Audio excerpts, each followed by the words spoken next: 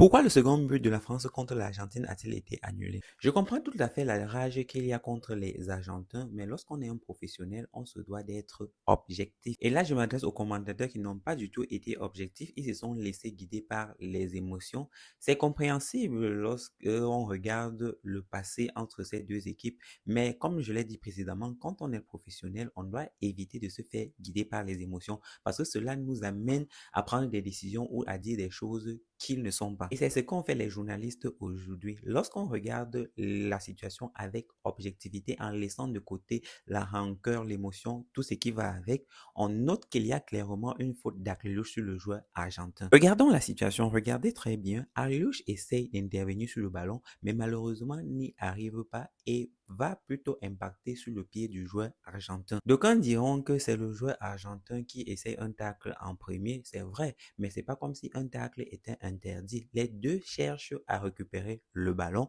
mais tous les deux doivent être attentifs. Et dans ce cas, c'est le joueur français qui n'a pas été attentif et va impacter sur la jambe de l'adversaire. Cela est une faute négligente de la part de Aklouche qui doit être sanctionné. D'autres pourraient parler de l'intensité de la faute, c'est-à-dire il y a des gens qui diront qu'il a à peine touché donc c'est pas une faute et d'autres qui diront le contraire. Mais la vérité est que l'intervention de Aklouche est bel et bien sanctionnable.